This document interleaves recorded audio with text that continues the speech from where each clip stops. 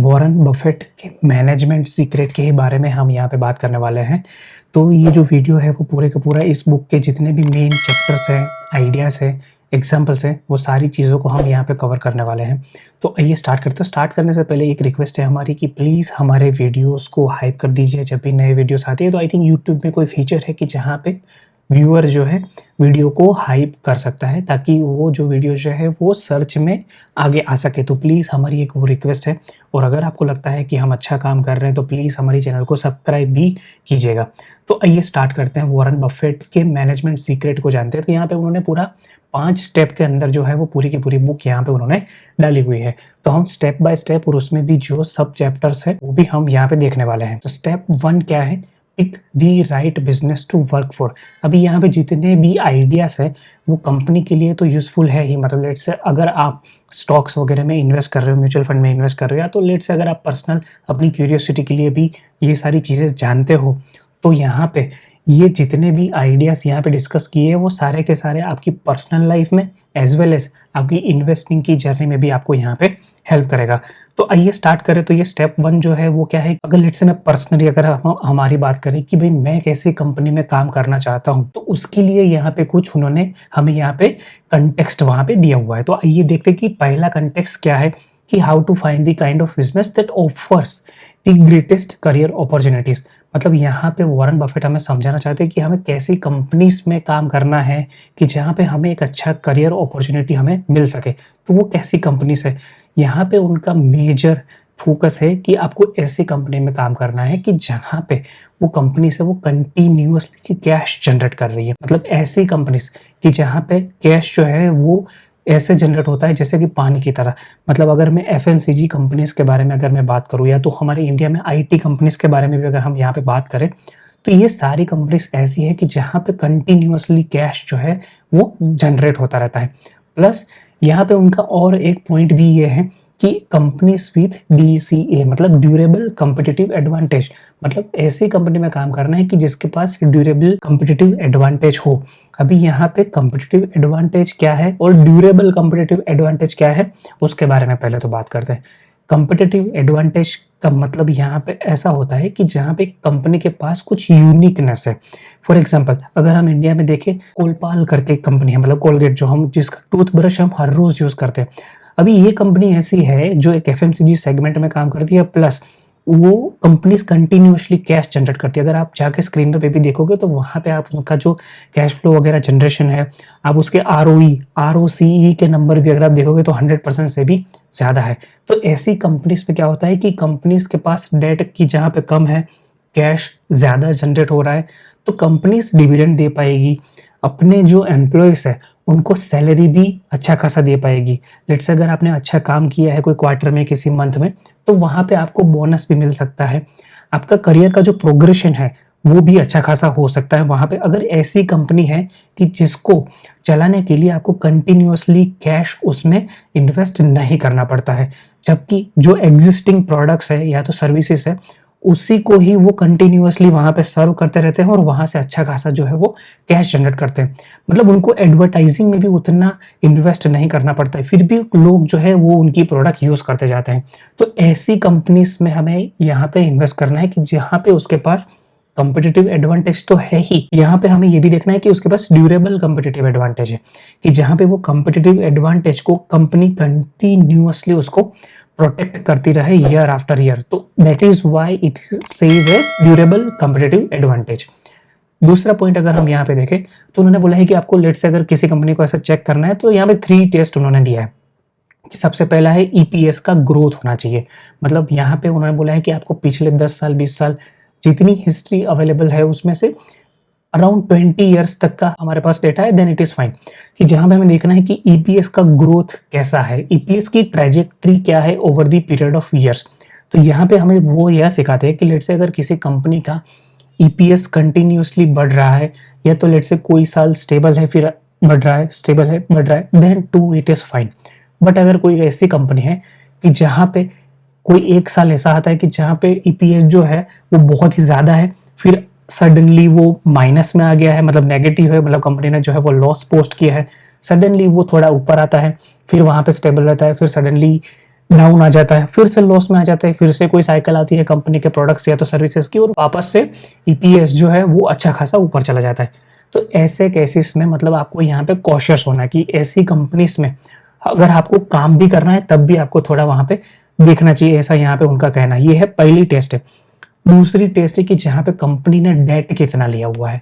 अगर आप ऐसी कंपनी में काम कर रहे हो कि जहाँ पे उस कंपनी ने डेट बहुत ही ज्यादा ले रखा है अपनी इक्विटी के कंपैरिजन में, तो ऐसे केसेस में क्या होगा कि वहां पे बहुत सारे रिस्क रह सकते हैं। फॉर एग्जांपल पहला रिस्क तो ये है कि लेट से अगर हाई इंटरेस्ट रेट सिनारियो आता है कि जहाँ पे फेडरल बैंक्स या तो हमारे यहाँ जैसे आरबीआई है, अगर वो इंटरेस्ट रेट को बढ़ाते हैं तो उस केस में क्या होगा कि उस कंपनी के पास जो डेट है, पहले जो इंटरेस्ट उनके ऊपर जितना आ रहा था उसको अब वो इंटरेस्ट और भी ज्यादा वहां पे उनको पे करना पड़ेगा। तो अल्टीमेटली क्या होगा कि वो अपने एम्प्लॉयज को भी वो अच्छा खासा बोनस या तो लेट से सैलरी का ग्रोथ भी वहां पे नहीं दे पाएंगे। प्लस वहां पे जो शेयर होल्डर लेट से अगर उस कंपनी के अंदर कोई है तो वहां पे भी उनको अच्छा खासा रिटर्न वहां पे नहीं मिलेगा। तो उन्होंने ये भी बोला है कि अगर बहुत ज्यादा डेट है किसी कंपनी में तो वहां पे भी हमें कॉशियस हो जाना है। और तीसरा उन्होंने बोला है ग्रॉस मार्जिन, कि कोई भी कंपनी में लेट से अगर आप जानना चाहते हो उस कंपनी के बारे में, अगर उस कंपनी के लेट से पब्लिक में वो स्टॉक जो है वो लिस्टेड है तो उनको ये सारी चीजें जो है वो वहां पे डालनी पड़ेगी। तो ग्रॉस मार्जिन अगर उस कंपनी का अच्छा खासा ज्यादा है तो ऐसे केसेस में मतलब एक ड्यूरेबल कंपटीटिव एडवांटेज का वहां पे साइन है, ऐसा यहाँ पे वॉरेन बफेट बोलते हैं। और ऐसी कंपनीज में हमें काम भी अगर करना है तब भी हमें कोई दिक्कत नहीं होगी। तो ये 3 टेस्ट है, ईपीएस का ग्रोथ होना चाहिए, डेट कम होना चाहिए या तो नेग्लिजिबल होना चाहिए, और ग्रोस मार्जिन ज्यादा होना चाहिए। तो ये 3 टेस्ट है अगर आपको किसी कंपनी में इन्वेस्ट भी करना है या तो उस कंपनी के लिए लेट से काम भी करना है। तो ये हो गया स्टेप 1। अब स्टेप 2 क्या है कि जहां पे वो ऐसा बोलते हैं कि अपने टास्क को डेलीगेट करे। तो अभी उसके लिए क्या क्या आइडियाज यहाँ पे उन्होंने बताया वो हम देखते हैं कि लेट्स से अगर मुझे कोई टास्क, अगर मुझे लेट्स से अगर मेरी कोई कंपनी है, मुझे अपने जो टास्क है उसको मुझे मेरे एम्प्लॉयज को, मेरे कलीग्स को लेट्स से अगर डेलीगेट करना है तो उसके लिए क्या क्या रूल्स है वो हम यहाँ पे देखते हैं। तो यहाँ पे 3 मेजर रूल्स उन्होंने बताए हैं। और रूल्स क्या मतलब एक आइडिया से कंटेक्स्ट यहाँ पे हमें वो देना चाहते हैं। सबसे पहले उन्होंने क्या बोला कि जब भी वॉरेन बफेट जो है वो, उनके पास आपको पता है कि बर्कशायर हाथवे जो है वो एक कंपनी के अंदर बहुत सारी कंपनीज है, तो वहां पे वॉरेन बफेट जो है वो ये सारी कंपनीज को नहीं चलाते हैं। उनका कहना ये है कि हमारे जो एम्प्लॉयज है वो ऑलरेडी एक्सपर्ट है अपने काम में। मतलब लेट से अगर आज वॉरेन बफेट ने किसी टेक्सटाइल कंपनी को या लेट से कोई एफएमसीजी कंपनी को अगर वहां पे एक्वायर किया है तो क्या उसका मतलब ये है कि कल उठ के वॉरेन बफेट जो है वो उस कंपनी को रन करने में लग जाएंगे? नहीं, ऐसा नहीं है। तो यहाँ पे सीन ये है कि वो अपने एम्प्लॉयज के ऊपर इतना ट्रस्ट करते हैं, प्लस वो ये भी देखते हैं कि भाई एम्प्लॉयज जो है उनको ये सारी चीजें पता है कि वो कैसे करना है। और ये सारा जो मतलब लेट से अगर किसी कंपनी को उन्होंने एक्वायर किया भी है तो वहां पे उन्होंने ये सारा ड्यू डिलीजेंस जो है वो पहले कर रखा है कि वो कंपनी है जो चलाते हैं, जो लोग चलाते हैं वो कैसे लोग हैं, उसके बाद ये सारी चीजें हैं। तो यहाँ पे वो बोलते हैं कि एम्प्लॉयज आर ऑलरेडी एक्सपर्ट, तो वो उनको चलाने देते हैं। मतलब यहाँ पे बुक में तो जैसे वॉरेन बफेट का एक कोट उन्होंने दिया है कि हम तो उस पॉइंट तक वहां पे हम डेलीगेट कर देते हैं टास्क को कि जहां पे हम पूछने तक नहीं जाते कि आप क्या कर रहे हो, आपका बिजनेस है, आपको देखना है। ये ऐसी तरह से वो उन्होंने अपने एम्प्लॉयज को, अपने कलीग्स के ऊपर वो सारी चीजें डाल रखी है। जैसे दूसरा भी पॉइंट यहाँ पे वही है कि लेट देम रन, कि यहाँ पे उतना इंटरफियर ही नहीं है यहाँ पे वॉरेन बफेट का। और तीसरा जैसे उन्होंने बोला कि इंटीग्रिटी, मतलब हाँ वो उनको कंप्लीटली इंडिपेंडेंटली ये सारे डिसीजन जो है कंपनी को कैसे चलानी है सब उनको लेने देते हैं। बट यहाँ पे वो सबसे पहले ये चेक करते हैं कि जो भी बंदा, चाहे वो सीईओ है या तो कोई और बंदा है जो कंपनी को रन कर रहा है, तो उसकी ऑनेस्टी, उसकी इंटीग्रिटी वो हमेशा चेक करते हैं और उसके बाद जो है वो अथॉरिटी को डेलीगेट कर देते हैं। तो ये हमें यहाँ पे सीखने जैसा है। फिर स्टेप 3 कि find the right man for the job. मतलब जो भी लेट्स से अगर कंपनी आपने एक्वायर की है या तो कोई नए बंदे को हायर किया है तो वहां पे वो देखते हैं कि right man for the job वहां पे उनको कैसे ढूंढना है। तो सबसे पहले तो वॉरेन बफेट कहाँ से ढूंढते हैं? लेट्स से अगर किसी कंपनी में उनको रिक्वायरमेंट आई कि कोई सीईओ ने लेट्स से वहां पे रिजाइन किया, अभी वहां पे हमें कोई रिप्लेसमेंट वहां पे चाहिए, तो वो कैसे फंक्शन करते हैं ये देखते हैं हम। तो जैसे यहाँ पे कोट यहाँ पे मैंने डाला हुआ है कि अगर हम पढ़े तो यहाँ पे जैसे उन्होंने बोला है कि उनके पास जितनी भी कंपनीज हैं उनके सारे सीईओज को मतलब एक लेटर लिखना पड़ता है ईयरली, जो जैसे यहाँ पे लिखा है this letters are updated each year, कि लेट से अगर उसमें से किसी भी की कल उठ के लेट से डेथ हो जाती है, तो उस केस में उनको कौन वहां पे सक्सीड करेगा, मतलब उनका रिप्लेसमेंट कौन होगा, ये उनको हर साल ये लेटर जो है वो वॉरेन बफेट को देना है। अभी इसका मेन बेनिफिट क्या है कि अगर लेट से अगर ऐसा कुछ अनफॉर्चुनेटली हो जाता है तो वहां पे बर्कशायर हाथवे को या तो वॉरेन बफेट को टाइम स्पेंड नहीं करना पड़ेगा उनके रिप्लेसमेंट को फाइंड करने में, क्योंकि उनको ऑलरेडी पता है कि ये रिप्लेसमेंट जो है उनके जो प्रीडिसेसर थे उन्होंने ये सजेस्ट किया है। तो ये चीज है, और यहाँ पे ऐसा मतलब बुक के अंदर भी उन्होंने यही मेंशन किया है कि सबसे पहला प्रायोरिटी क्या है कि कंपनी के अंदर जो बंदा काम कर रहा है उसको हमें प्रमोट करना है, ये ही चीज है। और अगर लेट से अगर कंपनी के अंदर कोई सूटेबल कैंडिडेट नहीं मिलता है उस कंपनी को रन करने के लिए या तो रिप्लेसमेंट के लिए, तब जाके वो ऐसे बंदे को मतलब जिनको वो ट्रस्ट करते हैं उनसे वो रिकमेंडेशन मांगते हैं। तो जैसे यहाँ पे वॉरेन बफेट के उस टाइम पे सबसे क्लोजेस्ट अगर कोई एसोसिएट उस टाइम पे थे तो वो चार्ली मंगर थे।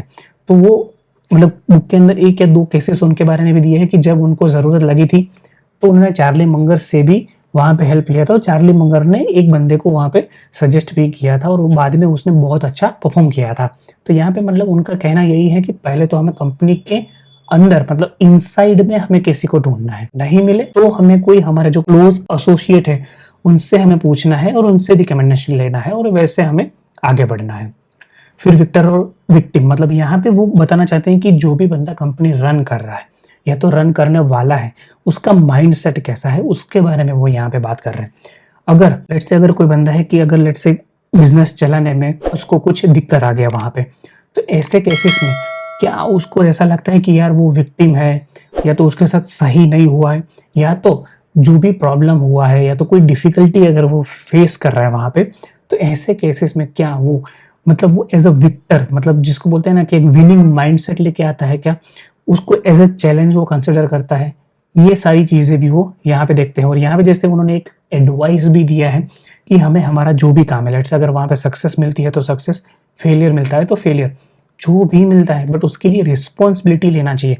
मतलब अगर ऐसा कोई बंदा है कि जो लेट्स से अगर सक्सेसफुल है तो वो खुद क्रेडिट लेता है, और अगर लेट्स से उसका कुछ वेंचर जो था वो गलत हो गया या तो फेल हो गया तो ऐसे केसेस में वो अपने कलीग्स को अपने एम्प्लॉयज को ब्लेम करता है क्या, ऐसे यहाँ पे वो हमें ये बताना चाहते हैं कि जो बंदा रिस्पॉन्सिबिलिटी लेता है उसी को ही जनरली वो हायर करना वहां पे पसंद करते हैं। और ये पर्सनल हमारी लाइफ में भी है कि हमें जो भी लाइफ में आज हम जो भी स्टेज पे हैं जहाँ कहीं पे भी हैं हम, तो उसका 100% रिस्पॉन्सिबिलिटी हमें अपने लिए ही वहां पे लेना है कि आज जो भी हुआ है लाइफ में, अच्छा है बुरा हुआ है कुछ भी हुआ है, उसके लिए रिस्पॉन्सिबिलिटी हमें ही वहां पे लेना है, हमें किसी और को ब्लेम नहीं करना है, ऐसा यहाँ पे उनका कहना है। फिर उन्होंने ये भी बोला है कि जहाँ पे भी आप जिस जॉब में भी काम कर रहे हो वो आपको मतलब वहां पे उसका काम आपको जो है वो पसंद होना चाहिए। तो इसीलिए उन्होंने बोला कि work at the job that you love, मतलब आपको जो काम पसंद है वो आपको करना है। ऐसे बंदे अगर वहां पे होंगे तो उनको काम काम नहीं लगेगा, ऐसा यहाँ पे उनका कहना है। फिर उन्होंने ये भी बोला है कि अगर मुझे एक अच्छा बंदा चाहिए या तो एक बिजनेस लेट से मुझे एक्सपांड करना है, अपने शेयर होल्डर के लिए अच्छा खासा रिटर्न जनरेट करना है, तो ये सारी चीजें अगर मुझे करनी है तो सबसे पहले मुझे चाहिए एक ऐसी सेल्स टीम होनी चाहिए जो मेरी प्रोडक्ट को मार्केट में जाके बेच के आए, अपनी कंपनी का जो रेवेन्यू है वो बढ़ा दे। और ये सारी चीजें कैसी है पता है कि जहां पे इनका ये कहना है कि I was never selling anything that I didn't believe in my self और यूज माई सेल्फ। मतलब यहाँ पे वॉरेन बफेट हमें क्या समझाना चाहते हैं कि सेल्स टीम हमारे पास होनी चाहिए, दैट इज फाइन, बट हर एक सेल्स बंदे को पहले तो उसकी जो प्रोडक्ट वो जो सेल कर रहा है ना उसके ऊपर उसको 100% ट्रस्ट होना चाहिए कि अगर ये प्रोडक्ट अगर मुझे खुद भी यूज करनी पड़े तो भी मुझे कोई दिक्कत नहीं है, I am happy to use those products. ऐसे केसेस में कि जहां पे उस सेल्स बंदे को सेल्स वाले बंदे को वहां पे उसकी प्रोडक्ट के ऊपर इतना ट्रस्ट है, उसको पता है कि ये चीज बहुत ही अच्छी है, तब जाके वो एक जेन्युइन सेल्स पर्सन एक सेल्समैन वहां पे बन पाएगा। तो ये चीज यहाँ पे उन्होंने बताया है। फिर उन्होंने बोला है कि ऑब्सेशन, मतलब जो भी बंदा उनको हायर करना है या तो वो प्लान कर रहे हैं हायर करने का तो वो ऑब्सेस होना चाहिए उस काम को लेके। तो यहाँ पे बुक के अंदर उन्होंने एक दो एग्जांपल दिए हैं कि जहाँ पे वो कुछ गायको करके जो कंपनी इंश्योरेंस कंपनी जो वो एक्वायर किए थे उनके लिए जो बंदा उन्होंने रखा था वो बंदा भी मतलब इंश्योरेंस इंडस्ट्री को लेके अच्छा खासा पैशनेट था। तो इसीलिए उनको यहाँ पे उन्होंने एक बताया कि गायको इतनी अच्छी कंपनी है, मतलब वो ऐसा बुक के अंदर उन्होंने मेंशन किया कि वो कुछ 30-40 या आई थिंक 50 साल से उस कंपनी के अंदर वो काम कर रहा था बंदा एज अ सीईओ है। तो एक मतलब स्टार्ट उसने भले ही छोटी पोजीशन से किया था, but as of now he was at the CEO level position. तो उतना काम करने के बाद भी वो बंदा जो है वो हर रोज वापस से कंपनी में आता था, काम करता था। तो यहाँ पे उनका कहना है कि ऑब्सेशन होना चाहिए। आपने पहले तो देख लिया कि आपको ऐसी जॉब करनी है, ऐसा काम करना है कि जहाँ पे आपको वो सारी चीज़ें पसंद है, और दूसरा आपको वहाँ पे ऑब्सेशन वहाँ पे आपका होना चाहिए, ये उनका कहना है। फिर ऑनेस्टी, ये बेसिक सी चीज़ है, मतलब कि अगर लेट्स से अगर आप किसी भी कॉर्पोरेट एनवायरनमेंट में काम कर रहे हो तो वहाँ पे एक ऑनेस्टी एक्सपेक्टेड आपसे होती ही होती है। फिर मैनेज कॉस्ट, मतलब यहाँ पे वॉरेन बफेट हमें ऐसा समझाना चाहते हैं कि वो ऐसा बंदा प्रेफर करते हैं कि जो कंपनी की जो कॉस्ट है उसको मैनेज कर सके। मतलब हमें पता है कि लेट्स से अगर कोई भी कंपनी है उसको प्रॉफिट का फॉर्मूला पहले तो क्या होता है कि revenue minus cost, revenue minus cost. तो यहाँ पे दो चीजें हैं, अगर मुझे कंपनी का प्रॉफिट अगर बढ़ाना है तो या तो मैं रेवेन्यू इंक्रीज करूँ, दूसरा पॉइंट ये है कि मैं अपनी कॉस्ट जो है उसको कम कर दूं, और या तीसरा ये भी हो सकता है कि मैं दोनों एक साथ करूं, मतलब मैं रेवेन्यू भी बढ़ाऊं और अपनी जितनी भी कॉस्ट आ रही है उसको भी मैं कम करूं। अगर ये सारी चीजें अगर मैं कर सकूं तो प्रॉफिट जो है वो अच्छा खासा बढ़ सकता है। अभी यहाँ पे वॉरेन बफेट का कहना यह है कि मुझे ऐसे बंदे चाहिए कि जो कंपनी की कॉस्ट को कम कर सके। तो यहाँ पे उन्होंने एग्जाम्पल आई थिंक दिया है टॉम मर्फी का ऑफ कैपिटल सिटीज। अगेन ये वही बंदा है जिसका हमने जिक्र किया था द आउटसाइडर बुक के अंदर। अगर आपने हमारा ये वीडियो नहीं देखा है उस वाला द आउटसाइडर वाला, तो प्लीज आप जाके देख लीजिएगा। बहुत ही इंफॉर्मेटिव वीडियो जो था वहां पे वो हमने डाला हुआ है। टॉम मर्फी का उनको मतलब यहाँ पे जो एक एग्जांपल दिया है वो मैं आपको दिखाता हूँ कि जब टॉम मर्फी कैपिटल सिटी को चला रहे थे तो उस टाइम पे उन्होंने कॉस्ट कटिंग इतने हद तक किया था कि जहाँ पे आई थिंक उनका कोई एक ऑफिस बिल्डिंग था तो उन्होंने एक ही कलर से पूरा बिल्डिंग जो है उसको पेंट कर दिया था ताकि एक्स्ट्रा कॉस्ट ना लगे। दूसरा मैं आपको दिखाता हूँ कि एक्सट्रीम एग्जांपल क्या था कि कंपनी के जो वो बिल्डिंग के एक दीवार ऐसी थी कि जो किसी को भी मतलब दिखती नहीं थी, ऐसा था कुछ। तो वहां पे उन्होंने क्या डिसाइड किया कि ये दीवार जो है ये किसी भी तरह से विजिबिलिटी में कहीं पे आ नहीं रही है, तो हमें उसको पेंट ही नहीं करवाना है। तो वहां पे भी उन्होंने कॉस्ट बचाया, मतलब इतने हद तक वहां पे उन्होंने, ये जो टॉम मर्फी है उन्होंने कॉस्ट को कंट्रोल किया था या तो कॉस्ट को कट किया था। और ये सारी चीजें मतलब हमें लगता है कि ये छोटी छोटी चीजें हैं, बट ये छोटी छोटी चीजों की वजह से कैपिटल सिटी का जो शेयर था उस टाइम पे टॉम मर्फी ने अपने शेयर होल्डर्स के लिए अच्छा खासा वेल्थ वहां पे जनरेट किया था। बुक के अंदर भी मेंशन किया है कि वॉरेन बफेट और टॉम मर्फी को बहुत ही अच्छी उस टाइम पे बनती थी, इसी वजह से कि टॉम मर्फी जो है he was extremely good at managing the cost. फिर उन्होंने क्या बोला है कि लॉन्ग टर्म के ऊपर फोकस होना चाहिए। जिस भी बंदे को वो हायर कर रहे हैं उनका फोकस हमेशा ही लॉन्ग टर्म होना चाहिए। ऐसा पॉसिबल है कि शॉर्ट टर्म में वहां पे उसको कुछ पेन वहां पे मिल सकता है, बट उसको वो इग्नोर नहीं कर रहे। इनफैक्ट यहाँ पे वॉरेन बफेट जो है वो अपफ्रंट वहां पे जो नया बंदा है या तो कोई भी वो जो सीईओ लेवल का बंदा है जो उसकी कंपनी को रन कर रहा है उनको पहले ही बोल देते हैं कि आपको शॉर्ट टर्म में क्या होता है मुझे उससे कुछ फर्क नहीं पड़ता, हाँ लॉन्ग टर्म में हमारा शेयर या तो हमारी जो कंपनी है उसका प्रॉफिट अच्छे से कंपाउंड होना चाहिए। और यहाँ पे उनकी रीजंस भी यहाँ पे उन्होंने दिए हैं कि हमें लॉन्ग टर्म के ऊपर फोकस करने वाला बंदा क्यों चाहिए। तो जैसे मैंने सबसे पहले तो बोल दिया कि वॉरेन बफेट जब भी किसी बंदे को हायर करते हैं तो वो सबसे पहले यही बोल देते हैं कि आपको शॉर्ट टर्म में क्या होगा उसके लिए आपको टेंशन नहीं लेना है। सेकंड उन्होंने क्या बोला है कि लेट से अगर हम उसको फोर्स करते हैं कि शॉर्ट टर्म में जो भी हमारे क्वार्टरली कॉल्स वगैरह होते हैं या तो एनालिस्ट की कोई विजिट है या कुछ भी है कॉन्फ्रेंस है कि जहाँ पे मुझे अपने नंबर्स प्रेजेंट कर ले हैं क्वार्टरली, जैसे हमारे इंडिया में भी होता है कि हर क्वार्टर पे कॉन्फ्रेंस कॉल वगैरह होते हैं, रिजल्ट डिक्लेयर होते हैं, ईपीएस वगैरह। तो यहाँ पे उनका कहना यह है कि आपको शॉर्ट टर्म में क्या होगा उसके बारे में आपको उतना नहीं सोचना है, as long as you are taking the right decisions for the company. अगर आप लेट्स से अगर वॉरेन बफेट अपने किसी कंपनी के किसी सीईओ को फोर्स करते हैं कि नहीं आपको शॉर्ट टर्म में भी परफॉर्मेंस देना है और लॉन्ग टर्म में भी देना है, तो ऐसे केसेस में क्या होगा कि वो जो बंदा है वो प्रेशर में आ जाएगा और उसकी वजह से उसका जो कैपिटल अलोकेशन है वो सही से नहीं होगा। उसको भी लगेगा कि यार मुझे शॉर्ट टर्म में अगर मुझे कुछ दिखाना है तो मुझे डेट लेना पड़ेगा। ये सारी चीजें मैं कर सकता हूँ।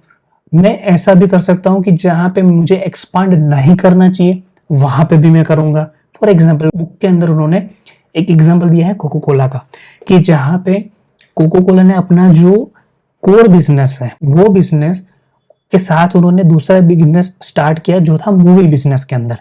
अभी वहां पे जब वो मूवी बिजनेस में गए और वो सक्सेसफुल नहीं हुआ और वहां पे कुछ डिसीजंस जो थे वो सही से नहीं हुए और उसकी वजह से कैपिटल एलोकेशन भी सही से नहीं हुआ। तो यहाँ पे उनका कहना यही है कि मुझे अपने एग्जीक्यूटिव्स को फोर्स नहीं करना है शॉर्ट टर्म के लिए, और उसकी वजह से मुझे अपना कैपिटल एलोकेशन जो है वो भी गलत नहीं होना चाहिए। तो इसीलिए वो बोलते हैं कि हमेशा ही मुझे ऐसा बंदा चाहिए जो लॉन्ग टर्म के ऊपर फोकस करे। फिर उन्होंने बोला है कि सैलरीज कैसे डिटरमाइन करें। तो यहाँ पे उन्होंने कुछ एग्जांपल्स दिए हैं कि लेट्स से अगर कोई बहुत ही अच्छा बिजनेस है, लेट्स से कोई एफएमसीजी का बिजनेस है फॉर एग्जांपल, लेट्स से अगर अगेन मैं अगर लेट्स से कोलगेट का एग्जांपल लेता हूँ यहाँ पे।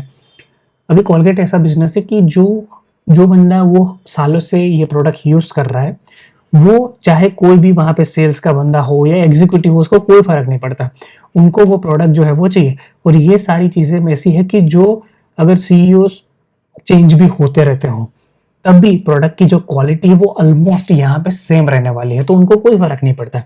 तो ऐसे केसेस में कि जहाँ पे बिजनेस बहुत ही अच्छा है, तो ऐसे केसेस में अगर लेट्स से कोई बंदा अगर वहां पे अच्छा खासा ग्रोथ दिखा भी देता है, तो ऐसा नहीं है कि उसको ज्यादा हमें वहां पे बोनस वगैरह देना चाहिए।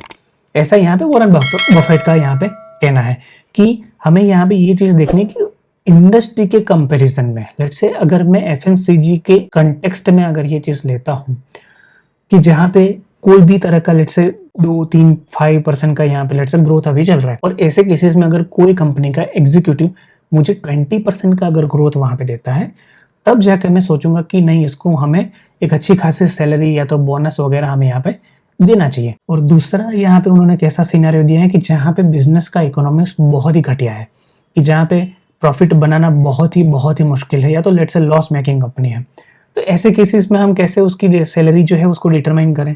तो अगेन वो हमें यही बताते हैं कि हमें उसकी जो इंडस्ट्री है उसके कंटेक्स्ट में देखना है, मतलब उसके जो पीयर है उसके साथ हमें उसको कंपैरिजन वहां पे करना है कि अगर लॉस मेकिंग कंपनी में अगर वो बंदा अच्छा खासा परफॉर्म करता है कंपेयर टू इट्स पीयर, हमें वहां पे अच्छी सैलरी उसको देनी चाहिए। और अगर लेट्स से वो इंडस्ट्री के लाइन में ही है, देन की जो सैलरी है वो भी उसी तरह से वहां पे होनी चाहिए। फिर अगर हम यहाँ पे देखें स्टेप 4, मोटिवेट योर वर्कफोर्स, मतलब आपने जो भी कंपनी लेट्स से अगर आपने एक्वायर करी है तो वहां पे हमें उसकी जो वर्कफोर्स है उसको मोटिवेट भी करना है। उसको कैसे मोटिवेट करें उसके यहाँ पे आइडियाज हमें यहाँ पे दिए हुए हैं। सबसे पहले क्या है कि make a good first impression, मतलब यहाँ पे उन्होंने एक एग्जांपल दिया है बेरिल राफ करके। अभी ये जो एग्जीक्यूटिव थे उस टाइम पे, वो जैसे ही पेनी करके एक कंपनी है उसकी ज्वेलरी डिवीजन को वो उस टाइम पे हेड कर रहे थे, और फिर वहां से मतलब बर्कशायर हाथवे से उनका एक कॉल आया था कि बर्कशायर हाथवे की एक कंपनी है जो स्पेसिफिकली ज्वेलरी सेक्शन में वो काम करती थी, तो उसको हेड करने के लिए उनको यहाँ पे बुलाया था। तो सबसे पहले तो जब उनको ये एयरपोर्ट पे आए बेरिल राफ, तो उनको लगा कि कोई बंदा होगा वो वहां पे उनको पिकअप करने आया होगा, बट जब वो वहां पे गए तो उनको पता चला कि यहाँ पे तो वॉरेन बफेट खुद ड्राइव करके वहां पे बेरिल राफ को मिलने वो गए थे, वहां पे उनको पिकअप करने गए थे। पहली बार उनको ऐसा लग गया कि यार ये इतना बड़ा बंदा कि जो बर्कशायर हाथवे का सीईओ बोल सकते हो या तो जो भी है, कि वो बंदा मतलब वो मुझे यहाँ पे एयरपोर्ट पे पिक करने आया। तो यहाँ पे मतलब, और उसके बाद भी जब वो कार में बैठे वॉरेन बफेट के साथ, तो वहां पे भी उन्होंने सबसे पहले वॉरेन बफेट ने उसको एकदम ही जिसको बोल सकते हैं ना कि रिलैक्स करवा दिया वहां पे, कि उसके इतना फ्रेंडली तरीके से उन्होंने बातचीत वगैरह किया उनके साथ कि ताकि उनको लगे कि पहले तो वो कंफर्टेबल हो जाए। तो ये सारी चीजें जब हम देखते हैं ना, तो हमें यहाँ पे पता चलता है कि वॉरेन बफेट जो है वो कितने अच्छे इंसान है पर्सनल लाइफ में भी। फिर नेक्स्ट हम देखें द पावर ऑफ प्रेज, मतलब यहाँ पे वॉरेन बफेट का यहाँ पे बहुत ही ज्यादा एम्फेसिस है कि हमें लोगों को प्रेज करना चाहिए, जो भी उनके अच्छे काम है उनको हमें लाइमलाइट में लाना है, वहां पे हमें प्रेज करना है उनको। और यहाँ पे उनका एक साइकोलॉजिकल एक पार्ट भी यहाँ पे उन्होंने दिया है कि वो we all have a deep and honest need to be appreciated. मतलब किसको पसंद नहीं है अपने प्रेज सुनना, किसको पसंद नहीं है।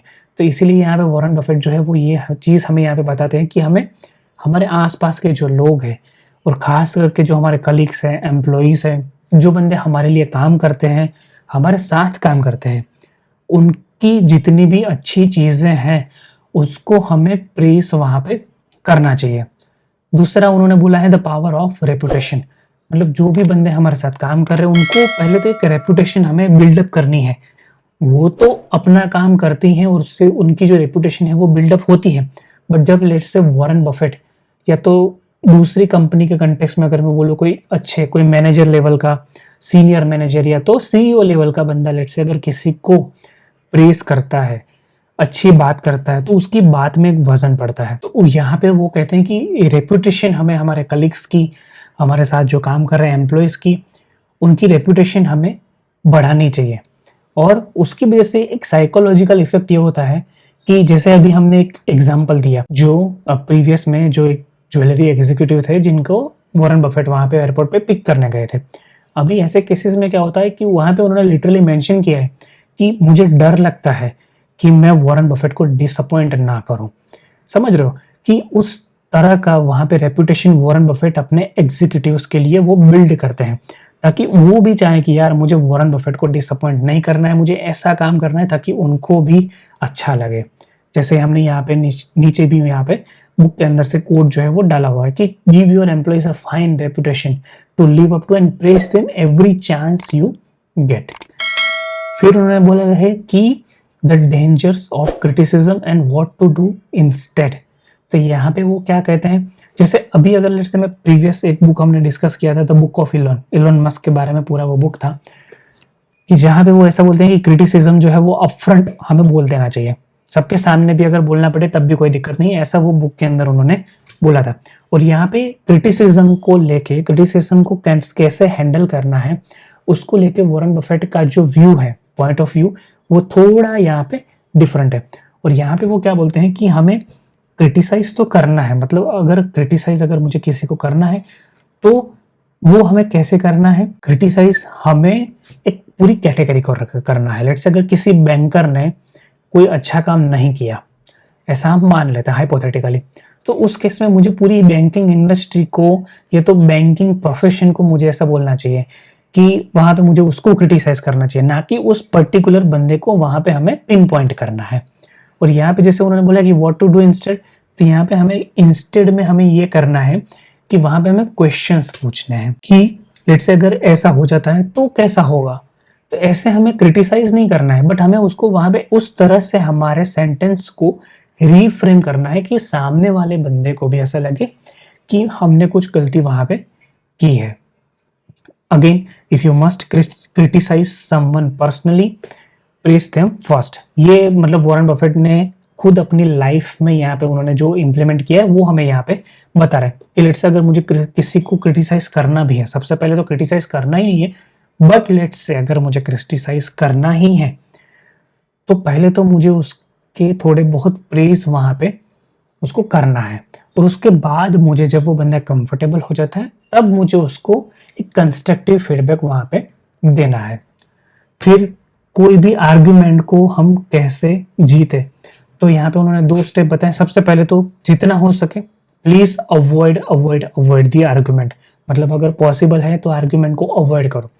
बट लेट्स से ऐसे केसेस में अगर आर्ग्यूमेंट को हम अवॉइड नहीं कर सकते तो हमें क्या करना है, सबसे पहले तो वो जो बंदा हमें बता रहा है उसके साथ हमें अग्री होना है। मतलब अग्री मतलब कि हमें वहां पे बताना है कि yes I understand your point, I agree with your point, but then हमें हमारी आर्गुमेंट जो है वो वहां पे रखनी है। और ऐसा यहाँ पे वो हमें क्यों बता रहे हैं, वो हमें इसीलिए ये चीज बता रहे हैं कि जब हम किसी के साथ भी अग्री होते हैं तो सामने वाले बंदे को ऐसा लगता है कि नहीं यार उसने मेरी बात सुनी है, तो अब वो जो भी बोल रहा है वो मुझे भी वहां पे सुनना चाहिए।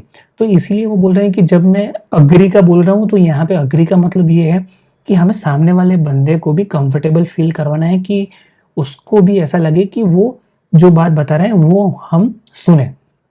तो इसीलिए उन्होंने बोला है कि अगर आपको कोई भी आर्ग्यूमेंट जीतनी है तो सबसे पहले तो उसको अग्री हो जाइए उसके साथ। फिर उन्होंने क्या बोला है, speak to other people's needs and wants. मतलब यहाँ पे उनका फोकस ये है कि लेट्स से हम जब भी किसी के साथ बात करते हैं, लेट्स से मुझे अगर किसी को कन्विंस भी करना है यहाँ पे, तो ऐसे केसेस में मुझे क्या करना है कि उनकी नीड क्या है, उनके वांट्स क्या है, उसके ऊपर मुझे फोकस करना है और फिर अपना जो पॉइंट है वो मुझे वहाँ पे रखना है।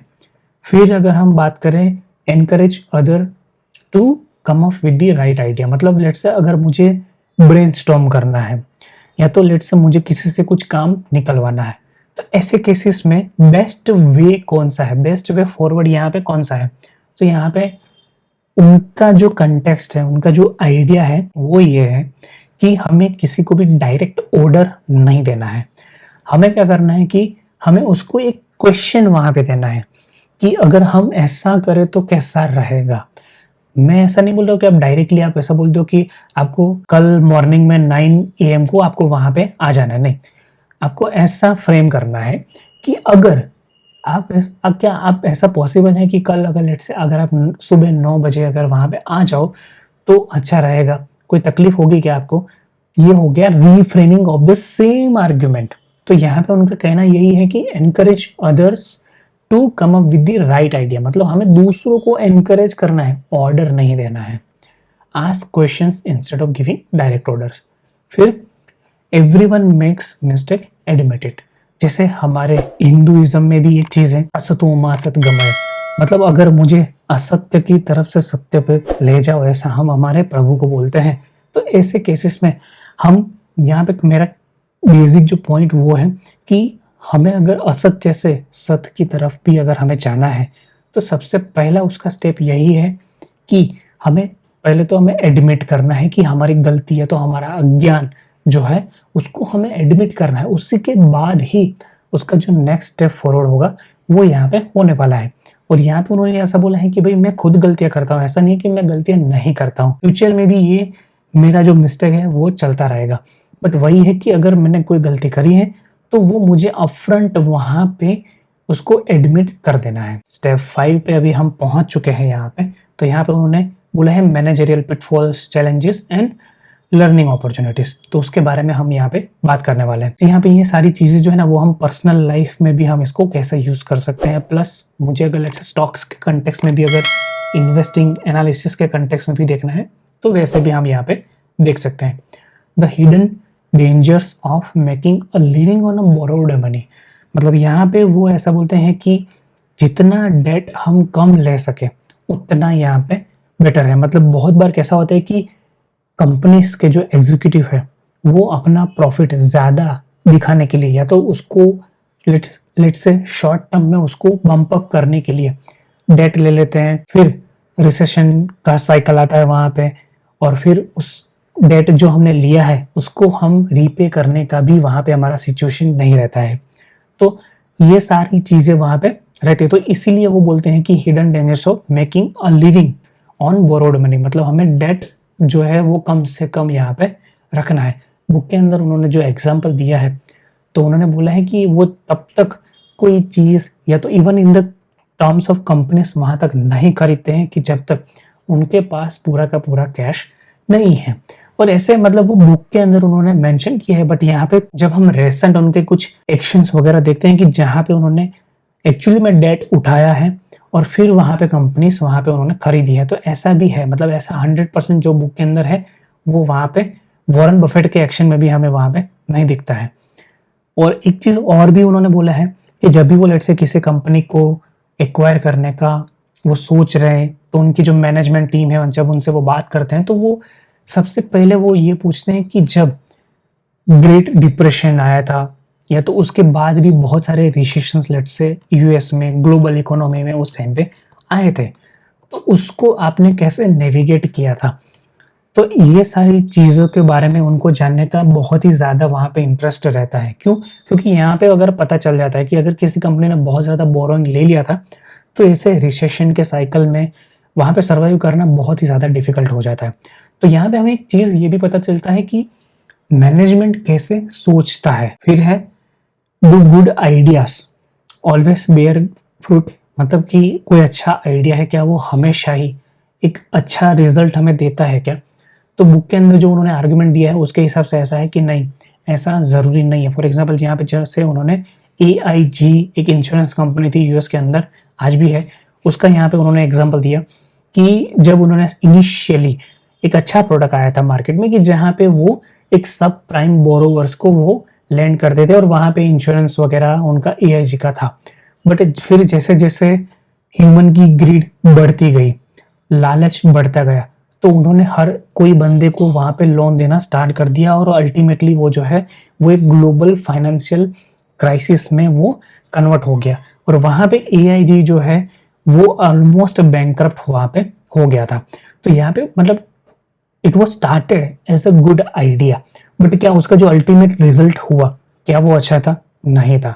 तो यहाँ पे उनका कहना यह है कि हम बहुत बार हमारे कंपनीज के जो मैनेजमेंट होते हैं वो एक जैसे उनका इंटेंशन अच्छा है, ऐसा नहीं कि इंटेंशन अच्छा नहीं है, वो एक नई चीज करने का ट्राई कर रहे हैं, ऐसा कुछ है कि जहाँ पे उनको लगता है कि नहीं यार ये आइडिया अच्छा है, लेट्स गो विथ इट। फिर जैसे जैसे वो आगे बढ़ते हैं उसमें कैपिटल डालते हैं, फिर एक पॉइंट आता है कि जहाँ पे उनको स्टॉप कर देना है, कि जहाँ पे उनको लगता है कि हम इससे आगे वहां पे हमें इन्वेस्ट नहीं करना है अगर हमें कुछ सब्सटेंशियल वहां पे अर्निंग्स नहीं दिख रही है तो। बट अगर लेट से अगर हम फिर भी उसमें आगे बढ़ते जाए, लालच अगर लेट से हमारा बढ़ता जाए, तो ऐसे केसेस में वहां पे दिक्कत हो सकता है। फिर how to handle employees who break the law, मतलब यहाँ पे उनका सिंपल कंसेप्ट है कि आप लॉ की बाउंड्रीज में रह के भी आप अच्छा खासा पैसा बना सकते हो। तो वो अपने जितने भी एग्जीक्यूटिव्स हैं उनको यही एडवाइस देते हैं कि लॉ के हमें बाउंड्रीज को हमें रिस्पेक्ट करना है और उसके कंटेक्स्ट में ही हमें ऑपरेट करना है। हाँ, ऐसा नहीं है कि पैसा जो है हमें नहीं बनाना है, पैसा हमें बनाना है, अग्रेसिवली हमें ट्राई करना है, ये सारी चीजें करनी है, but with in the context of law. फिर डीलिंग विथ योर मिस्टेक, मतलब यहाँ पे वो ऐसा बोलते हैं कि जो हमारी गलतियां हैं उनको हमें एक्सेप्ट करना है। और दूसरा चीज उन्होंने ये भी बोला है कि मैं गलतियां करता रहूंगा, करीबी है, और ये that's the part of the game. But हमें ये चीज याद में रखनी है कि that the right things overcome the wrong ones, मतलब हम जो गलतियां करते हैं उससे ज्यादा इम्पैक्ट हम जो सही चीजें करते हैं ना उसका होना चाहिए। मतलब इन्वेस्टिंग में भी लेट्स से अगर आपने 20 या तो 30 स्टॉक ले रखे हैं अपने पोर्टफोलियो में, तो वहां पे ऐसा पॉसिबल है कि उसमें से 4-5 स्टॉक्स ऐसे निकल जाएंगे कि जहां पे आपका कैपिटल का अप्रिसिएशन ना के बराबर होगा, या तो नेगेटिव कंपाउंड भी हो सकता है। बट बाकी के जो 25 या तो 20 स्टॉक्स है उसमें आपका पैसा उतना बनना चाहिए कि वो जो हमने मिस्टेक करी है वो वहां पे दिखे ही नहीं। Psycho funds are they an asset or a liability, तो यहाँ पे मतलब उनका कहना यह है कि जब भी कोई लीडर होता है तो उसके आसपास बहुत सारे लोग ऐसे भी होते हैं कि जो लीडर को कंटिन्यूसली अच्छा फील करवाते हैं। साइको फंड का मतलब क्या होता है कि जो कंटिन्यूसली उनके बॉस को या तो उनके मैनेजर को एक अच्छा फील वहां पे वो करवाते रहते हैं, प्रेस करते हैं, ये सारी चीजें। तो क्या वो एसेट है या तो लायबिलिटी है? तो यहाँ पे वॉरेन बफेट का स्टैंस जो है वो बहुत ही क्लियर है कि what's wrong with surrounding yourself with yes man, yes मतलब कि साइकोफेंट्स, nothing until the disaster that could have been foreseen drops into your lap and your board of directors is asking you to resign। मतलब साइकोफेंट्स क्या करते हैं ना कि वो जो एक्चुअल सिचुएशन है वो आपको नहीं बताएंगे, वो आपको अच्छी अच्छी सारी चीजें जितनी भी वो सारी आपको बताते रहेंगे, और जब वहां पे सिचुएशन एक्चुअल में रियलिटी में बहुत ही खराब हो चुकी है, वर्स हो चुकी है, वो आपको नहीं बताएंगे, क्योंकि वो तो साइकोफेंट्स है। साइकोफेंट्स का काम क्या है? वो प्रेस करना, अच्छी अच्छी बातें करना। तो इसीलिए बोलते हैं कि नहीं, हमें साइको फंड्स के दूर रहना है। मतलब फिर लर्न फ्रॉम मिस अपॉर्चुनिटीज, मतलब स्टॉक मार्केट में ऐसा होगा कि बहुत सारी अपॉर्चुनिटीज हमें पता था कि ये हो सकता है पर हमने उसमें इन्वेस्ट नहीं किया, क्यों नहीं किया उसका भी हमें एनालिसिस करना है। फिर बहुत बार ऐसा होता है कि हमने किसी कंपनी में इन्वेस्ट किया, वहां से वो स्टॉक नहीं चला, और जहां पे हम सोच रहे थे कि हम शायद उसमें इन्वेस्ट करें वो अच्छा खासा चल गया। तो यहाँ पे वो बोलते हैं कि हमें हमारी जितनी भी मिस्ड अपॉर्चुनिटीज है कि जहाँ पे हम ऑलमोस्ट वहाँ पे इन्वेस्ट करने ही वाले थे बट कुछ रीजंस की वजह से हमने उस टाइम पे इन्वेस्ट नहीं किया था, तो ये सारी चीज़ों से भी हमें सीखना है, ऐसा वो हमें यहाँ पे बताते हैं। फिर उनका एक कंजर्वेटिव स्टैंस ये है कि हमें ऐसे ही बिजनेस में पैसा डालना है या तो ऐसी ही चीजें करनी है कि जहां पे जो आइडियाज है, जो बिजनेस है, वो ऑलरेडी ट्राइड एंड टेस्टेड है। मतलब ऐसे बिजनेसेस हैं कि जो ऑलरेडी ट्राइड एंड टेस्टेड है, कि जहां पे हमें पता है ऑलमोस्ट 99% वी आर श्योर कि ये बिजनेस जो है वो चलने वाला है। हाँ, यहाँ पे उनका अगर हमें देखो कि वो जो इलोन मस्क वाला जो पार्ट था कि वो तो ऐसा बोलते हैं कि नहीं, जो चीज हमने कभी करी ही नहीं है वो चीज हमें करनी है। ईवी कार कंपनी स्टार्ट करी उन्होंने, स्पेस की कंपनी स्टार्ट करी, सोलर सिटी स्टार्ट किया। अभी ये सारे जो वेंचर में वो गए वो कंप्लीटली डिफरेंट है, मतलब ऑलमोस्ट कॉन्ट्राडिक्टरी है। तो यहाँ पे वॉरेन बफेट का स्टैंस जो है वो कुछ ज्यादा ही कंजर्वेटिव है, बट दोनों ने अपने हिसाब से पैसे बना रहे हैं। फिर move up in life with better people, मतलब यहाँ पे उनका कहना यह है कि हमारे आसपास के जो लोग हैं वो हमसे भी ज्यादा इंटेलिजेंट होने चाहिए। मतलब ऐसा नहीं है कि हमारी लाइफ में हमारे आसपास जो लोग हैं उसका मतलब जो लेवल है वो हमसे बहुत ही ज्यादा कम है, इन टर्म्स ऑफ इंटेलिजेंस में बात कर रहा हूँ, और किसी भी तरह से हम यहाँ पे बात नहीं कर रहे। तो जैसे अगर हमारे आसपास के लोग अगर बहुत ही इंटेलिजेंट है, हमसे भी ज्यादा इंटेलिजेंट है, उनके पास कुछ अलग पर्सपेक्टिव है, अगर ये सारी चीजें हैं तो हम हमारी लाइफ में, हमारी अंडरस्टैंडिंग में हम आगे बढ़ेंगे। फिर मैनेज यू, मतलब कि यहाँ पे वो ऐसा बोलते हैं कि हमें हमारी हेल्थ के ऊपर, हमारी मेंटल हेल्थ हो, फिजिकल हेल्थ हो, हमारी रिलेशनशिप, हमारे आसपास के जो लोग हैं उनके साथ, ये सारी चीज़ें जो है ना वो हमें यहाँ पे अच्छी रखनी है, ऐसा यहाँ पे उनका कहना है। और उन्होंने ये भी बोला है कि पर्सनल बोरोइंग को हमें कंट्रोल में रखना है। मतलब ऐसा ना हो कि हमारी जो ईयरली सैलरी है वो 10 लाख की है और हमने लोन ले रखा है 1 करोड़ का कोई बहुत ही बड़ा घर लेने के लिए, ऐसा हमें नहीं करना है। पर्सनल बोरोइंग को मैनेज करना है, मतलब हम लेट्स से कंफर्टेबली हमारी जो ईएमआई है उसको हम पे कर सके, वैसे हमारा जो पर्सनल बोरोइंग जो है उसको हमें वैसे मैनेज करना है। जैसे हमने बुक के अंदर उन्होंने बोला है कि उन्होंने कुछ $34,000 में उन्होंने अपना पहला घर जो है वो वहां पे उन्होंने लिया था ओमाहा में, और आज भी वो उसी हाउस में, उसी घर में वो वहां पे रह रहे हैं, और वो भी कार भी वो चलाते हैं, वो भी बहुत ही सिंपल कार जो उन्होंने आई थिंक बहुत पहले परचेस करी थी, वो भी अभी वहां तक वो चला रहे हैं। तो ये सारी चीजें उन्होंने बोली कि जब तक उनके पास कैश नहीं होता है, हार्ड कैश, तब तक वो किसी कंपनी को या तो कोई चीज भी वहां पे वो परचेस करना प्रेफर नहीं करते हैं। तो I think that was all in the book. जो भी 30-35 आइडियाज यहाँ पे हमने डिस्कस करे वो सारे के सारे बुक के अंदर थे।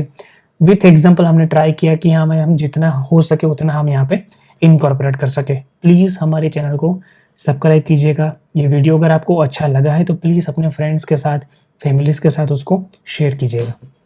Thank you.